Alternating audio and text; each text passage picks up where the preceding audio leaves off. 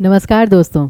Teaching परीक्षा की तरफ से आप सभी को बहुत बहुत नमस्कार। हमारे यहाँ पर बहुत सारे प्यारे परीक्षार्थी हैं जो कि यूपीएलटी पेपर की तैयारी कर रहे हैं, जो कह रहे हैं मैम यूपी के लिए मैराथन लेकर आइए। तो बिल्कुल फ्रेंड्स, हम आपके लिए 1 दिसंबर को मैराथन लेकर आ रहे हैं टीचिंग परीक्षा के यूट्यूब चैनल पर। तो प्लीज़ एक तो जल्दी से हमारे चैनल को सब्सक्राइब कर लीजिए फ्रेंड्स। और आपके तैयारी का जो तरीका है, ठीक है ना, वैसे तो मैं जानती हूँ आप सारे तैयार हैं, बिल्कुल पेपर बहुत ही पास है, लेकिन एक लास्ट मोमेंट स्ट्रैटेजी जो होती है फ्रेंड्स, मैं जल्दी से आपको बता देना चाहती हूँ। बस 2 मिनट दे दीजिए अपने और जल्दी से सेशन को देख लीजिए।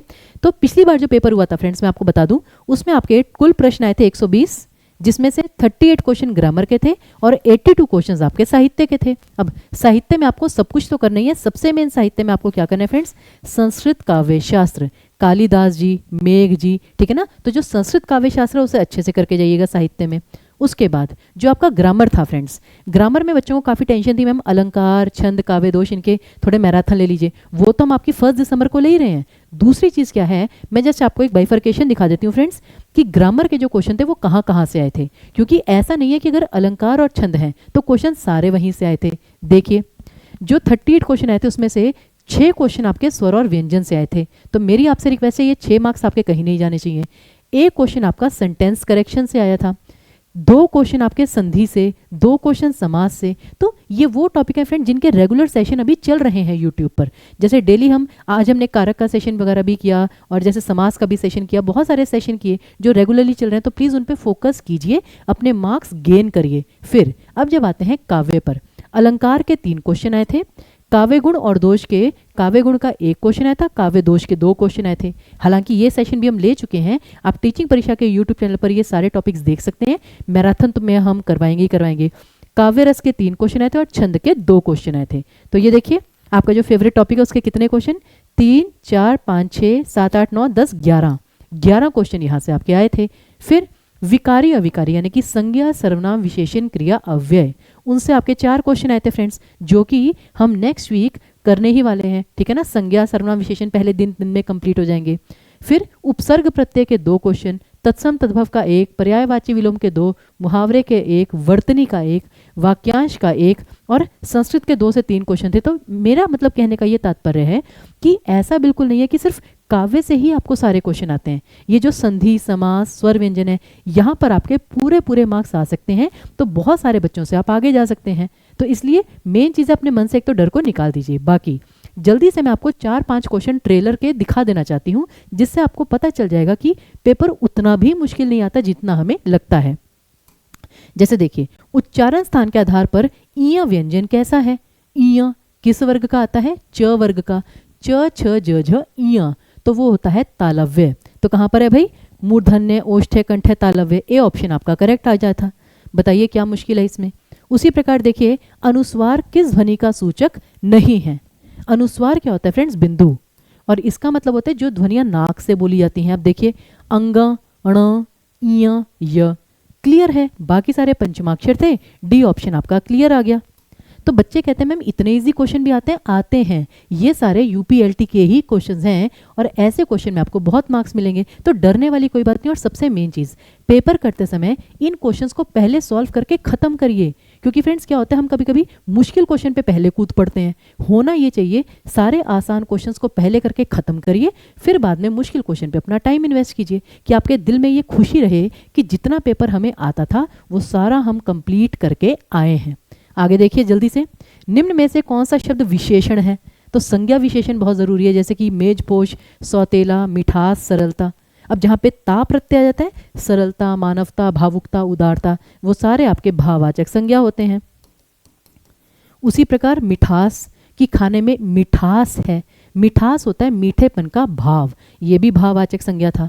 मेजपोश क्या होता है, मेज, जो मेज पे आप कवर बिछाते हैं, ये भी एक संज्ञा शब्द है।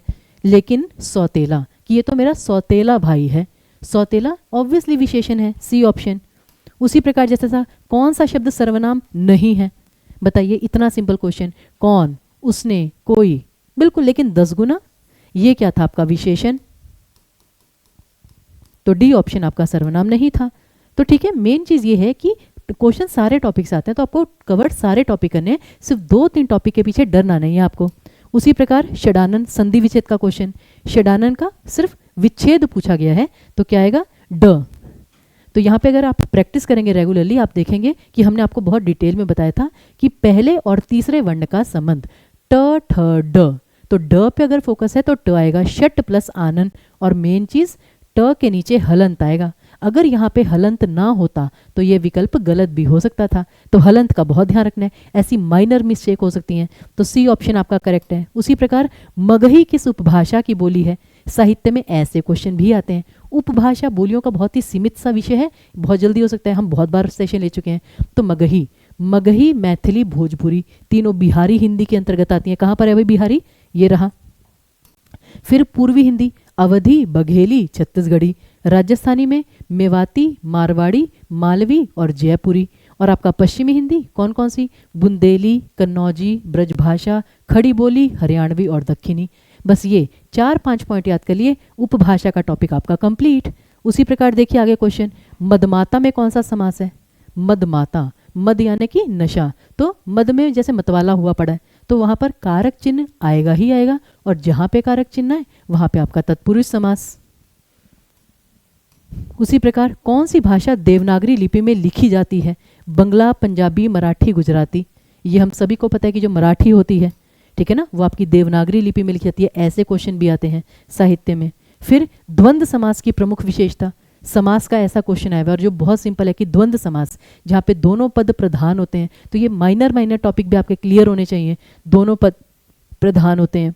उसी प्रकार देखिए अगला, ऋग्वेद, इसका संधि विच्छेद। फिर वही, जहां पे कोई व्यंजन आधा जाए सिवाय श, श, स के, अगर इन 3 वर्णों में से कोई आधा हो तो आपकी विसर्ग संधि होती है, नहीं तो कोई और व्यंजन अगर आधा हो तो व्यंजन संधि होगी ही होगी। और ग आधा है तो वो किस वर्ग का है? क का, तो क ख ग, तो ऋक प्लस वेद आएगा।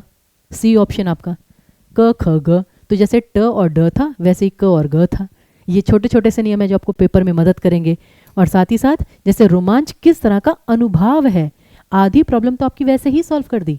अगर पेपर में आता है कि रोमांच किस प्रकार का भाव है तो आप टेंशन में आते कि भाई ये संचारी भाव है या स्थायी भाव है या अनुभाव है या विभाव है, लेकिन उन्होंने पहले ही बता दिया ये अनुभाव है, तो रोमांच आपका सात्विक अनुभाव में आएगा, जो कुल मिला के कितने होते हैं? 8। कौन कौन से देखिए, स्तंभ, स्वेद, रोमांच, स्वरभंग, कंप, वैवर्ण्यता, अश्रु और प्रलय। तो यही छोटे छोटे टॉपिक आपको जस्ट क्विक रिवाइज कर लेने हैं। और फिर देखिए यहाँ पे कि 4 आपको रस दिए गए हैं, 4 स्थायी भाव, ये सबसे इजी क्वेश्चन। तो मेन मुद्दे की बात यह है कि पेपर आसान हो सकता है अगर हम थोड़ा सा अपने आप में कॉन्फिडेंस रखें। बाकी टीचिंग परीक्षा तो आपके साथ है ही है, तो इसलिए सारे बच्चे याद रखिए 1 दिसंबर यानी मंडे को दोपहर को 3 बजे हम आपके साथ यूपीएलटी के लिए एक महा मैराथन करने जा रहे हैं, आपके एक क्विक रिवीजन के लिए, लास्ट मोमेंट स्ट्रेटेजी। तो हमारे साथ जरूर जुड़िएगा और इस प्रश्न का उत्तर कमेंट बॉक्स में लिखकर जरूर जाइएगा। हमारी तरफ से आप सभी परीक्षार्थियों को ऑल द वेरी बेस्ट, बहुत बहुत शुभकामनाएं।